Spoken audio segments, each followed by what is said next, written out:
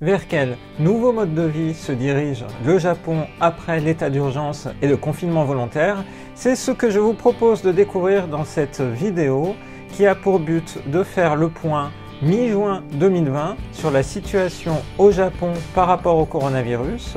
Après deux vidéos que je vous avais proposées, la première mi-mars et la seconde aux alentours du 20 avril. Et à l'époque, nous étions en plein dans la déclaration d'état d'urgence au Japon et en particulier à Tokyo. Bonjour les Sakura, c'est Morgane. Aujourd'hui, je vous propose donc une vidéo thématique pour faire le point sur la situation au quotidien au Japon après la levée de l'état d'urgence. Nous sommes donc mi-juin.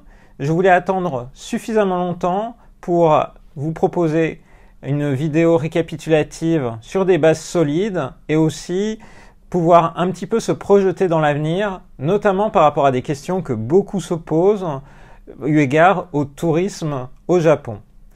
Alors, dans cette vidéo que je vais décliner en trois parties, je vais d'abord vous faire le point sur la manière dont l'état d'urgence a été levé au Japon et plus particulièrement dans la capitale. Dans un second temps, j'aborderai la question des frontières et de la réouverture ou non de ces frontières par rapport à la visite et à la venue de visiteurs internationaux. Et dans un troisième temps, je parlerai simplement du quotidien tel qu'il est désormais et tel qu'il se profile pour les prochaines semaines et les prochains mois. On y va. Alors d'abord, on reprend cette déclaration qui a fait du bien. Le 25 mai, l'état d'urgence a été levé dans les dernières préfectures dans lesquelles il avait été maintenu, c'est-à-dire Tokyo, Hokkaido, Kanagawa, Chiba et Saitama. Et à partir de là, on a pu voir les choses évoluer par étapes. Déjà, la première chose, c'est est-ce que cet état d'urgence et ce confinement volontaire auquel ont été appelés les Japonais a eu de l'efficacité? Quand on regarde ici la courbe du nombre de cas positifs de coronavirus par rapport au temps et la manière dont cette courbe a évolué, eh bien, on voit bien une décroissance sous l'effet du confinement. Donc confinement volontaire, comme je le disais, la situation au Japon est un peu différente par rapport à la situation en France, puisqu'il n'était pas possible de verbaliser les gens qui sortiraient. C'est lié à un élément qui est dans la constitution japonaise. Je vous invite à revoir ma vidéo du 20 avril si vous voulez en savoir plus. Mais donc, on voit que ce confinement volontaire a été bien suivi par les Japonais qui sont restés chez eux, stay home, comme était mis en avant le hashtag sur les réseaux sociaux japonais. Et on a vu du coup une décroissance progressive du nombre de cas de coronavirus à travers le pays, ici à Tokyo. C'est pour moi l'occasion de rappeler que la métropole de Tokyo a une chaîne YouTube sur laquelle la gouverneure de Tokyo, Yuriko Koike, fait des vidéos quotidiennes par rapport à la situation et fait au moins une vidéo par semaine en anglais à destination des résidents étrangers, ce qui est vraiment remarquable par rapport à la communication et par rapport à l'adhésion de la population, pas seulement japonaise, mais également internationale, aux mesures qui sont prises. Il faut savoir que la levée de l'état d'urgence dans la préfecture de Tokyo se fait et est en cours en trois étapes.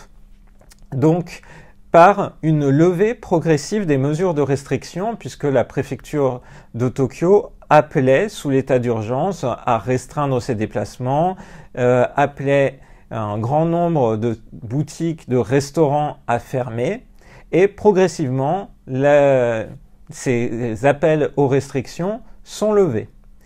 Donc, à l'heure où je parle, donc au 14 juin, on est désormais à l'étape 3. Il faut savoir que du coup, chaque étape, l'étape 1 a duré une semaine, l'étape 2, 2 semaines et l'étape 3 démarre. Ce qu'on voit, c'est que des musées et des installations sportives ont commencé à rouvrir sous certaines conditions, mais pas encore les manga cafés, les pachinko, les karaokés, ce qui n'intervient que à l'étape 3. Et de la même manière, les horaires d'ouverture des restaurants, par exemple, étaient restreints et sont maintenant plus libérés une fois qu'on est en étape 3. Donc une levée progressive pour maîtriser l'évolution de l'épidémie, mais c'était une bouffée d'air frais de voir finalement cette levée progressive des restrictions, ce qui ne veut pas dire pour autant qu'on retourne à la vie d'avant. Et ça, c'est un élément très important qu'on a retrouvé tout de suite, postérieurement à la déclaration de fin de l'état d'urgence, c'est que les gouvernants japonais ont directement tout de suite dit qu'on allait vers un Aratana Nichijou, donc un nouveau quotidien, un nouveau mode de vie. Et c'est vraiment ce qui transparaît dans toute la société japonaise, c'est cette évolution vers une nouvelle manière de vivre. Il va falloir cohabiter avec le virus qui n'a que très peu de chances de disparaître de lui-même. On est loin encore d'avoir un traitement, on est loin d'avoir un vaccin. Donc il va falloir vivre avec, et vivre avec impose un certain nombre de règles à respecter. Et la gouverneure de Tokyo, de la même manière que le Premier ministre Shinzo Abe, justement, évoquait cet élément de nouveau quotidien dans l'idée qu'il n'y aura pas de zéro risque. On ne peut pas véritablement maintenir un univers où tout le monde resterait chez soi confiné. Il n'y a pas de risque zéro, mais il est possible de limiter, de restreindre vraiment le risque en ayant les mesures adaptées. Et c'est ce que le Japon cherche à faire, continuer à faire.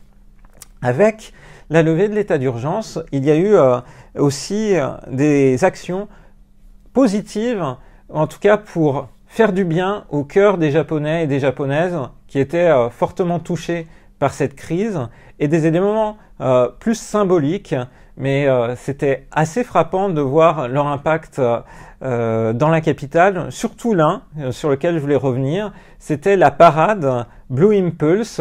Blue Impulse, c'est la compagnie, ou plus exactement l'escadron de vol acrobatique des forces d'autodéfense japonaises, qui se produit à différentes occasions, un petit peu comme la patrouille de France dans l'Hexagone.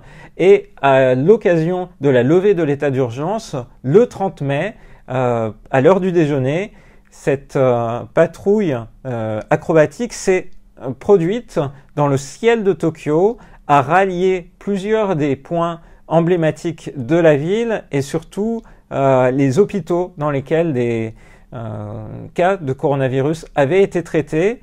Ça donne des images magnifiques. Je vous invite à aller chercher ces images sur Internet parce que c'est très beau de voir cet élément-là.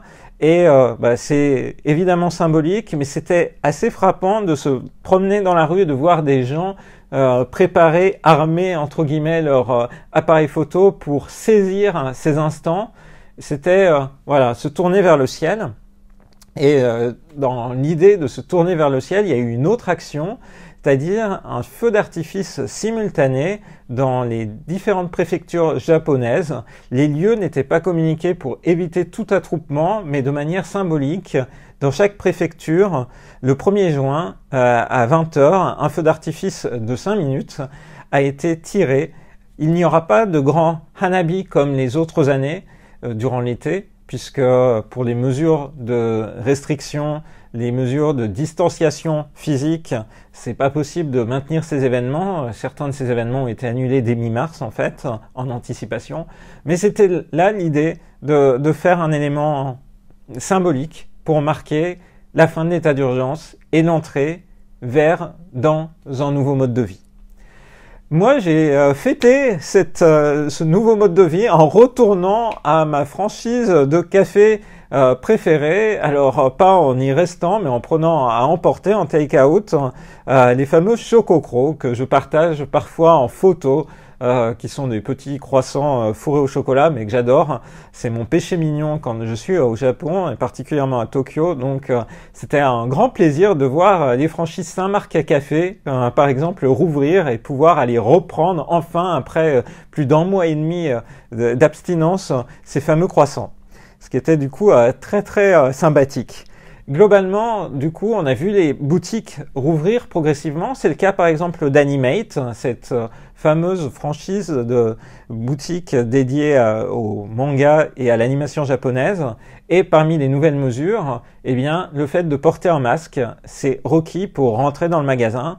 Et de nombreuses boutiques adoptent le même type de procédure. Donc là, vous avez en japonais les mesures qui sont prises à la fois du côté du staff. Le staff porte des masques.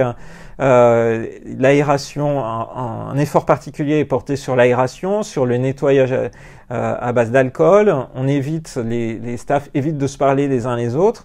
Et puis prennent régulièrement leur température, se lavent les mains. Et de la même manière, au niveau des clients, il est conseillé, du coup, évidemment, il est demandé de porter un masque, de se laver les mains au gel hydroalcoolique en rentrant dans la boutique, d'utiliser plutôt des éléments, si c'est possible, d'achat numérique, donc par exemple la boutique en ligne, ou alors de payer par des moyens numériques, de ne pas venir si on a de la fièvre, de porter un masque, d'éviter de parler, et puis de maintenir une distanciation de 1 mètre à 2 mètres. Et ça, on retrouve partout. J'aurais pu vous faire...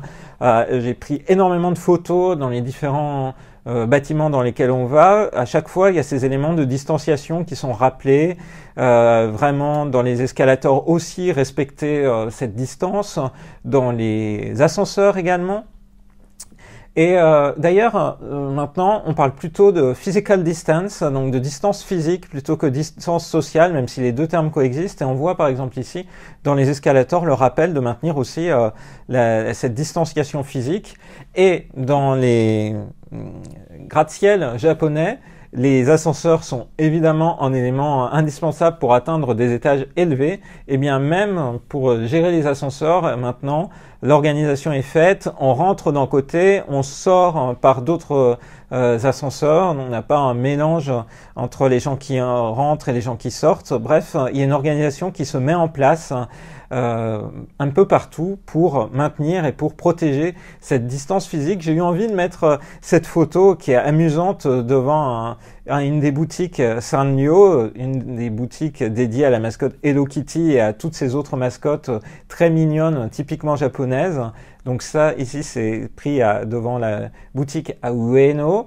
Et eh bien, ils ont rajouté quelque chose sur Pom Pom Pauline et sur Hello Kitty. Ils ont rajouté un masque parce que maintenant, voilà, les gens portent un masque pour se déplacer. Et en fait, cette photo-là, elle a été prise alors que Rosalie et moi allions dans le musée des sciences et de la nature à Ueno. On a fait une vidéo que je vous invite à revoir, qui était vraiment, c'était génial de pouvoir retourner enfin dans un musée qui adopte des mesures assez strictes, puisqu'il faut réserver en avance le moment où on prévoit d'aller dans le musée. Donc on a un créneau de 20 minutes à choisir, donc c'est un nombre de places limité. On est censé rester 2 heures et il y a un contrôle de la température à l'entrée.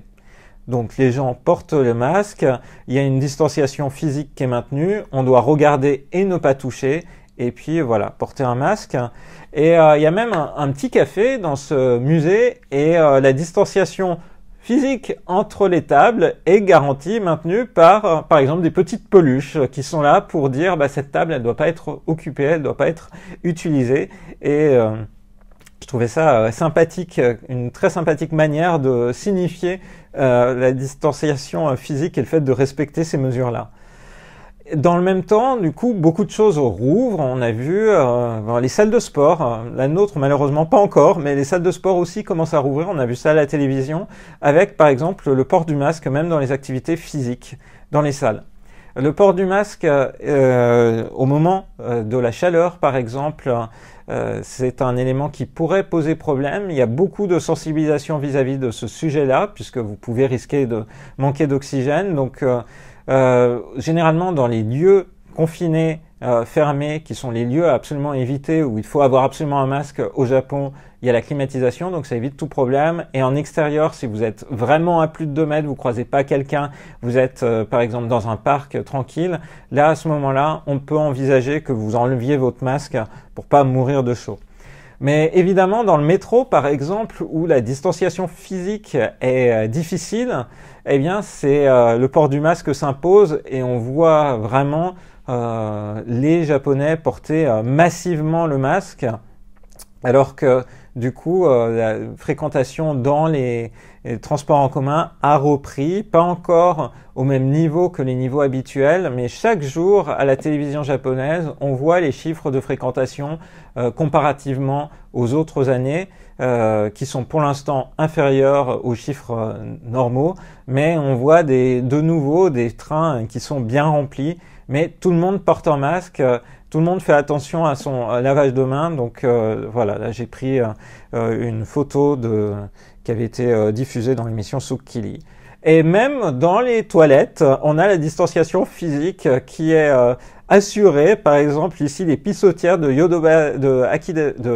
Yodobashi Kamera à Akihabara, où cet élément-là est mis en œuvre. Et puis, du coup, ça donne lieu parfois à des choses très sympathiques, comme ici, chez un coiffeur, où les consignes étaient données à travers un fan art de Kimetsu no Yaiba, porter son masque, se laver les mains. Et je trouvais ça trop mignon parce que 2020, c'est vraiment la série, enfin, c'est l'année Kimetsu no Yaiba. Donc, c'était très mignon de voir les différents personnages donner les consignes par ce biais-là. Voilà. Moi, au niveau de mon travail, qu'est-ce qu'a changé la levée de l'état d'urgence? Pas grand-chose. Puisque avec la levée de l'état d'urgence, par exemple dans un laboratoire d'informatique, on nous incite vraiment à maintenir le télétravail pour éviter d'aller dans les transports en commun, grossir le nombre de gens qui vont devoir prendre le métro, les lignes JR ou autres. Et l'idée ici, c'est vraiment de lutter contre une possible deuxième ou troisième vague. Donc là, c'est les consignes qu'on a reçues. C'est un extrait de ce qui est mis en place au National Institute of Informatics, donc labo de recherche interuniversité dans le domaine de l'informatique au Japon. Et cette demande court au moins jusqu'à fin septembre. Donc le télétravail, éviter les réunions physiques. Donc moi, je continue d'avoir des réunions régulières avec mes collègues, des réunions d'équipe, mais tout se fait en visio, tout se fait notamment par l'outil Zoom.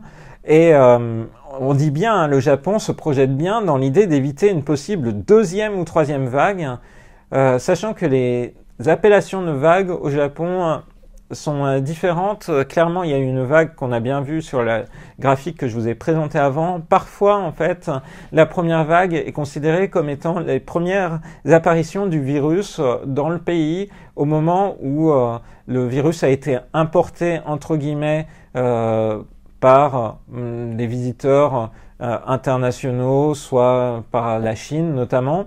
Et ensuite, la deuxième vague est la vague où on a eu des visiteurs ou des Japonais également qui revenaient de pays européens, donc plutôt une vague fin mars.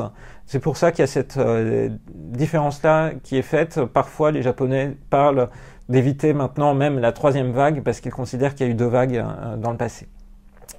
Et ce que j'ai trouvé intéressant dans les recommandations de mon laboratoire en informatique, c'est le fait que ce qui est mis en avant, c'est qu'on est un laboratoire de recherche en informatique.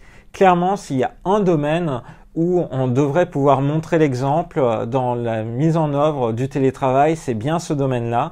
Et donc, l'idée, l'élément qui était mis en avant dans les documents sur les recommandations post-état d'urgence, c'était le fait qu'il était vraiment recommandé de poursuivre le travail chez soi par le fait même que les recherches sont menées dans le domaine de l'informatique.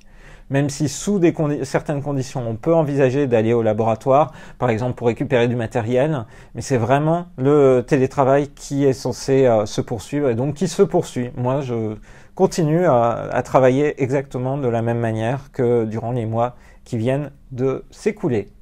Et par ailleurs, la levée de l'état d'urgence au Japon, ça signifie pas pour autant que toutes les mesures de prévention sont levées. C'est-à-dire, on n'est pas revenu au monde d'avant et c'est pas du tout le propos. Comme je le disais en introduction, on va vers un nouveau mode de vie. Dans les premiers éléments qui ont été dits, c'est déjà les voyages vers certaines préfectures sont à éviter. Donc, par exemple, jusqu'au 18 juin, les Tokyoïdes sont censés éviter d'aller dans d'autres préfectures et de la même manière, les gens de l'extérieur sont censés éviter de venir à Tokyo. Et globalement, progressivement, le Japon vise le 1er août pour un retour à la normale des possibilités de voyage à l'intérieur même du pays. Donc quelque chose de très progressif pour être sûr de bien maîtriser l'épidémie. Ce qui m'amène à traiter de la question de l'international et de la gestion vis-à-vis des frontières. Et le Japon, qui arrive à contrôler relativement l'épidémie, est très précautionneux vis-à-vis de cet élément-là de réouverture des frontières. Et pour ça, ce qui est envisagé, c'est une première relaxe progressive des restrictions à l'entrée du pays. À l'heure actuelle, il y a 111 pays desquels il n'est pas possible de venir au Japon, notamment des pays européens. Et ce qui est envisagé, c'est que la mesure soit relaxée pour 4 pays, que sont l'Australie, la Nouvelle-Zélande, le Vietnam et la Thaïlande, durant l'été, avec des contraintes assez fortes, seulement 200 à 250 visiteurs étrangers par jour, ça veut dire un avion quoi, seulement certaines catégories de visas. Et ça, globalement, on voit que les visas touristes seront sans doute les dernières catégories sur lesquelles il y aura une libération des contraintes. Et donc seulement ces 4 pays. Donc vraiment quelque chose de progressif, sachant qu'il sera demandé aux gens, a priori, d'avoir fait un test du fait de ne pas être touché par le coronavirus avant de monter dans l'avion, et un test serait fait à l'arrivée dans le pays.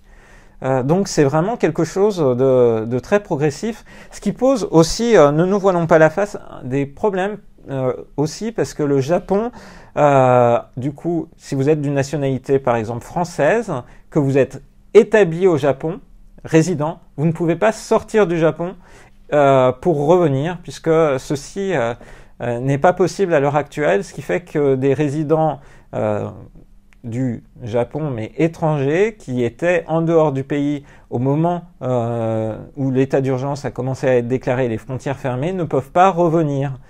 Alors cet élément-là commence à être très progressivement et très doucement relaxé dans certains cas, par exemple dans des cas humanitaires où si la personne a dû retourner dans son pays d'origine pour malheureusement assister à un enterrement, il y a quelques exceptions qui sont faites, mais pour l'instant ce cas n'est pas totalement géré, ce qui donne aussi dans les journaux japonais des éditos à ce sujet-là, sur le fait que c'est indispensable que le Japon évolue par rapport au traitement vis-à-vis de ses résidents. Mais pour bien comprendre la situation japonaise, il faut vraiment se rappeler qu'on est en Asie et on est par rapport à un pays qui est insulaire. Et donc, une île qui regarde aussi les autres pays insulaires, comment ils traitent la question. Et par exemple, dernièrement, dans une émission, dans une matinale qui est diffusée sur Télé Asahi, il y avait un focus particulier sur Taïwan. Taïwan qui a réussi à maintenir pendant plus de 60 jours le fait d'avoir 0 cas qui se déclare de nuit même sur le territoire. Il y a juste, entre guillemets, eu des cas venant de ressortissants taïwanais qui revenaient dans le pays. Et là, les mesures pour éviter la propagation du virus, c'est que les frontières sont fermées de la même manière que pour le Japon, et même les ressortissants de Taïwan qui reviennent dans le pays doivent suivre une quatorzaine, sont traqués par GPS sur leur GPS, doivent rester au lieu de leur quatorzaine et peuvent même être appréhendés par la police s'il leur venait l'idée d'aller dans une supérette.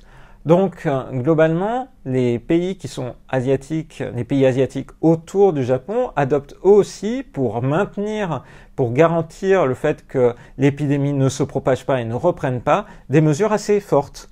Et du coup, voilà où on en est. C'est un élément important de savoir que non, on n'est pas encore dans une projection où les frontières vont rouvrir.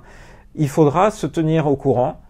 Bien malin sera celui qui est capable de dire quand est-ce que les frontières rouvriront, ne serait-ce que pour les résidents, pour les étudiants, pour les gens qui viennent faire un PVT, donc pour les professionnels. Pour l'instant, en tout cas, si vous êtes français, tenez-vous informés, mais il n'y a pas d'autre manière de vous dire que, voilà, tenez-vous informés via des sites officiels et pas des rumeurs, donc via les sites notamment de l'ambassade de France au Japon, qui vous fournira les informations nécessaires. C'est vraiment le conseil que je peux vous fournir, puisqu'on a vu tout et n'importe quoi parfois sur les réseaux sociaux en termes de rumeurs. Donc vraiment les sites officiels pour être sûr des informations. Évidemment, cette fermeture des frontières a un impact énorme sur le tourisme au Japon. Des chiffres annoncés qui ne sont pas surprenants montraient qu'en avril, par rapport à avril 2019, le tourisme au Japon, le nombre de visiteurs japonais a diminué de 99,9%, ce qui est énorme, donc avec les lieux touristiques habituels qui étaient désertés, on était en état d'urgence, évidemment. Et même les résidents, là on a le chiffre qui est le nombre de résidents étrangers dans la préfecture de Tokyo. C'est assez classique que fin mars, il y ait des gens qui s'en aillent et qui partent fin mars parce que c'est la fin de l'année fiscale.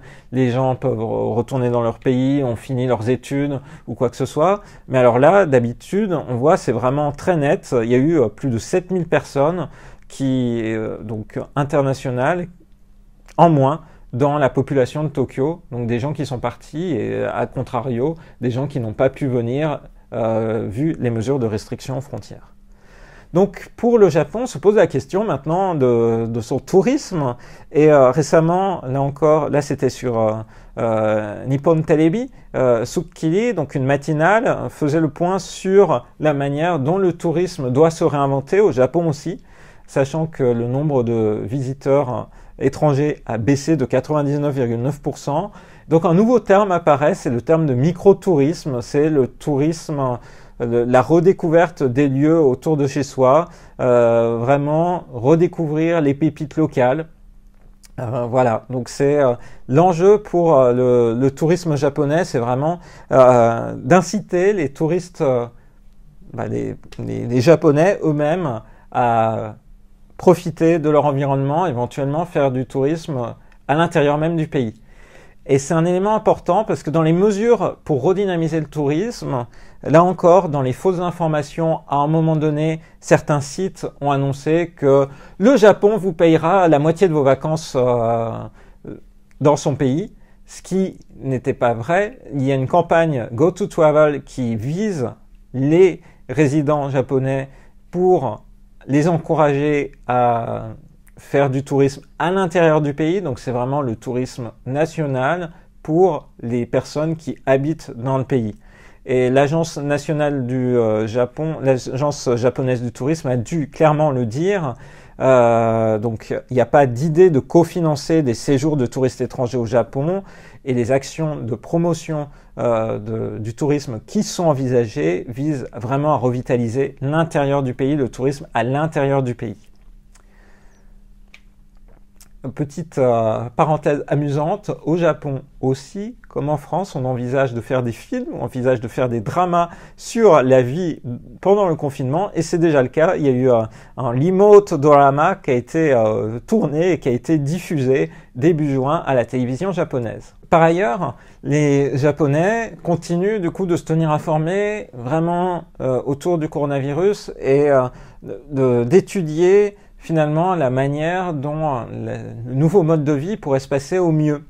Et ça veut dire que chaque jour, il y a des émissions qui proposent des nouvelles informations, un état de l'art, de là où en est la recherche, là où en sont des simulations. Comme là, je voulais faire le point sur des travaux qui ont été menés l'université de Kyoto, dans une des universités de Kyoto, sur l'impact du masque sur la propagation de ces germes ou de ces miasmes, avec différentes simulations numériques qui étaient projetées, qui sont très parlantes, qui montrait par exemple la manière dont la diffusion de gouttelettes peut se passer dans un open space en fonction de la hauteur que vous avez entre deux personnes qui se font face à face. Donc avec des séparations à 1,20 m, grosso modo les germes se propagent joyeusement dans le reste de l'open space, et si vous avez une séparation à 1,40 m, ça fait beaucoup plus écran, donc ça évite la diffusion. Il y a d'autres éléments qui sont en cours de discussion, qui sont importants, que certains médias français ont aussi relayé. Il y a des études qui cherchent à voir si la climatisation peut avoir un impact dans la diffusion du virus, et notamment il y a eu un cas qui a été remonté comme ça dans un pays asiatique en janvier, où la climatisation aurait eu un rôle majeur dans la diffusion du virus à l'intérieur même d'un restaurant où les personnes sont restées plusieurs heures. Donc c'est ce type d'information qui est vraiment intéressant à suivre, et vraiment les matinales japonaises, j'aime bien les suivre parce que ça ouvre un petit peu sur ces questions-là. Pour moi qui suis occidental, c'est vraiment des choses intéressantes à suivre. Si vous voulez retrouver ces informations, là je vous montre la page de NHK World Japan. Vous pouvez aller revoir ces simulations qui sont très parlantes. Notamment, du coup, il y a ce cas de Open Space, mais il y avait aussi une simulation qui était faite dans un train bondé, et dans le fait, est-ce qu'il vaut mieux être assis ou est-ce qu'il vaut mieux être debout pour éviter le risque d'être touché par le virus si quelqu'un, par exemple, éternue et est atteinte de la maladie. Je vous donne l'astuce, vaut mieux être debout, puisque vous êtes plus proche des bouches d'aération et du fait de voir la circulation de l'information. Enfin, c'est pas une astuce, mais vraiment aller voir ces choses, c'est vraiment très intéressant. D'autres éléments qui sont discutés, qui font aussi référence à des travaux en cours dans la recherche, est-ce qu'il est possible de prévoir les pics de coronavirus en analysant les eaux usées? Puisque une des pistes qui est envisagée, qui est identifiée, c'est, on sait maintenant que les personnes peuvent être contagieuses avant d'exprimer les symptômes du virus. Donc, si elles peuvent être contagieuses, ça veut dire qu'elles excrètent, qu'elles expriment le virus et qu'on le retrouve dans leur postillon, dans leurs éléments de transpiration par exemple, mais aussi évidemment dans les excréments. Et donc l'analyse des eaux usées est importante, et c'est un élément qui a été évoqué comme une piste à étudier, par exemple dès avril. Là c'est une news sur le site de Nature qui évoquait justement le fait que plusieurs équipes de recherche à travers le monde, que ce soit en France, en Allemagne, en Asie, sont en train d'essayer de voir s'il y a la possibilité de prévoir ça. Donc, est-ce que véritablement c'est une source fiable d'éléments d'information? Je trouve ça passionnant, puisque c'est vraiment comment est-ce que des algorithmes couplés avec des informations naturelles physiques peuvent permettre de prédire des choses. Il y a quelques années, Google avait aussi un service similaire qui permettait en fait de voir que souvent les requêtes que vous faites dans un moteur de recherche peuvent permettre d'anticiper les pics de grippe. Et là, par exemple, sur le coronavirus, c'est la même chose. Il y a des études scientifiques en cours qui sont en train d'étudier la manière dont le nombre de requêtes sur des symptômes qui sont typiquement les symptômes liés au virus s'expriment avant même d'avoir les pics. Donc c'est beaucoup de choses qui sont en cours, beaucoup de travaux, à la fois évidemment dans le domaine de la biologie, mais pas seulement, qui sont menés pour arriver à mieux comprendre la manière dont le virus se comporte, ou en tout cas aussi dont on peut se protéger de lui. Et ça associe, vous voyez, par exemple la simulation numérique, parfois c'est des gens qui travaillent dans la mécanique, évidemment dans la mécanique des fluides, pour tout ce qui est étude des flux d'air, dans l'informatique, dans la biologie, dans la physique. Je trouve ça passionnant. Moi aussi, au niveau de ma recherche, peut-être que je vous en parlerai, je regarde un peu ce qui est fait, et je trouve ça vraiment ultra intéressant. Pour finir, où on en est? On en est dans une situation où après la levée de l'état d'urgence, Tokyo a adopté l'idée d'illuminer ses bâtiments de certaines couleurs, Et au moment où l'état d'urgence a été levé, le Rainbow Bridge a vraiment mérité son nom puisqu'il était en lumière arc-en-ciel. C'était véritablement pour marquer un moment important dans la ville. Et c'est la même chose pour d'autres bâtiments, notamment à Odaiba, qui ont des couleurs emblématiques en fonction de la situation. Mais malheureusement, le nombre de cas de coronavirus a réaugmenté à un moment donné, début juin à Tokyo. Il y a eu par exemple 34 cas le 3 juin. Et donc, voyant une réaugmentation du nombre de cas, il y a eu le mécanisme qui est appelé Tokyo Alert, qui a été déclaré. C'est un mécanisme qui dure une semaine, qui vise à sensibiliser les résidents par rapport à la situation, à limiter leurs déplacements, à limiter tous les risques qu'il peut y avoir. Donc, c'est pour destiner à faire reprendre conscience aux gens de l'importance des mesures de protection et de précaution vis-à-vis du virus. Et à cette occasion-là, du coup, le Rainbow Bridge est redevenu rouge et les bâtiments en question emblématiques, je pense justement à Odaiba, mais je crois qu'il y a aussi la Tokyo Tower, qui redeviennent rouges, d'une couleur rouge pour dire aux gens, voilà, c'est l'alerte, faites attention. Là, on est dans une situation actuellement où Tokyo Alert a été levé, voilà, c'était le 11 juin. Ici, Tokyo Alert a été relevé et le Rainbow Bridge est redevenu arc-en-ciel à cette occasion. Mais donc, à partir de là, le 12 juin, on est passé à l'étape 3 pour la préfecture de Tokyo. Et bon, alors, où va-t-on pour les fans d'anime, pour les fans de manga? Ce qu'on voit, c'est que globalement, les tournages de séries en prise de vue réelle, comme les séries de Super Sentai, ont repris avec des mesures particulières, en nombre limité de personnes sur les plateaux. Et les animés qui sont annoncés, qui ont été reportés, pour la plupart, devraient bien recommencer en juillet. Certains animés ont repris, je pense par exemple à Pokémon, dont la diffusion a été reprise, Muckle Dreamy. Et puis, malgré tout, on va avoir un impact long terme, puisque des films comme le film de Détective Conan, qui aurait dû sortir en avril 2020, sortira finalement en 2021. Et évidemment, au-delà même de la question des dessins animés ou des mangas, se pose la question des Jeux Olympiques. Et évidemment, le Japon est très précautionneux et discute beaucoup de la manière dont les Jeux Olympiques peuvent être organisés, préparés dans une version peut-être allégée pour éviter tout risque de retour de l'épidémie ou de propagation de cette pandémie. Je vous recommande pour les fans de manga et d'anime d'aller lire Anime News Network sur ces questions-là, sur le fait aussi que les salles de concert vont progressivement rouvrir avec des conditions strictes sur la distanciation entre les artistes et le public, mais aussi sur le nombre de personnes qui peuvent être dans les salles en question.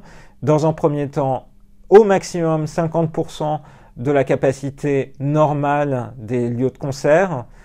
Bon, on va voir comment tout ça tourne. On voit par exemple que des artistes comme Ayumi Hamasaki ont complètement annulé les tournées qui étaient prévues. Et donc, ce n'est pas la seule. Radwimps, c'est pareil. Beaucoup d'artistes maintenant doivent se projeter et doivent trouver un moyen de réorganiser leur activité artistique dans ces conditions-là. Et c'est pas des conditions faciles, clairement. Dans le même temps, les karaokés aussi rouvrent. C'est tout nouveau, là, c'est une information du 13 juin, avec des mesures renforcées, contrôle de température à l'entrée, nettoyage systématique, contrôle du nombre de personnes dans un espace donné.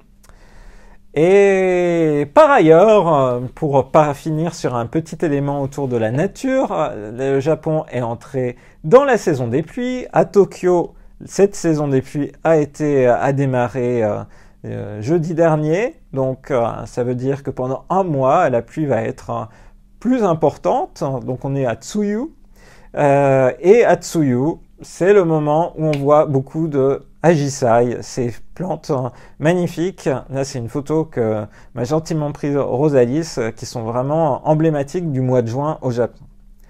La vie maintenant, c'est une nouvelle vie, une nouvelle vie normale, En tout cas, un nouveau mode de vie. Là, je reprends pour finir cette vidéo une slide qui a été projetée dans une vidéo du 11 juin par la préfecture de Tokyo. L'idée, c'est vraiment les mesures, ce qu'on appelle les gestes barrières en France, lavage de mains, le port du masque, vraiment, la distanciation physique qui doit être respectée et surtout, éviter les Mitsu no Mitsu. Je vous ai parlé des Mitsu no Mitsu dans ma vidéo du mois d'avril, ce qui est traduit pour l'anglais les 3 C, c'est-à-dire éviter les espaces clos, éviter les espaces clos et bondés, éviter les espaces clos bondés avec une conversation proche l'un à l'autre, typiquement les ascenseurs, en tout cas éviter au maximum ce type d'espace. Et les karaokés, par exemple, rentrent dans ce cadre, c'est-à-dire c'est vraiment des espaces clos qui peuvent être avec une forte concentration et avec une conversation directe. Donc les karaokés, par exemple, ont vraiment, il y a vraiment un enjeu pour eux d'arriver à maintenir la sécurité dans ces espaces, puisque c'est typiquement le genre d'espace qui est à éviter. Malheureusement pour nous, on n'est pas prêt d'aller dans un karaoké dans ces conditions-là. Mais donc, vraiment, je pense que c'est intéressant aussi pour simplement nous, Français, de voir la manière dont les Japonais s'approprient la chose et se projettent, non pas dans un retour à la vie d'avant, mais plutôt dans une nouvelle vie, un nouveau mode de vie. Voilà, j'espère que cette vidéo point d'étape sur la pandémie et sur cette nouvelle vie qui commence vous aura intéressé. Moi, je trouve que c'est quand même quelque chose qui est bien expliqué, bien mené au Japon.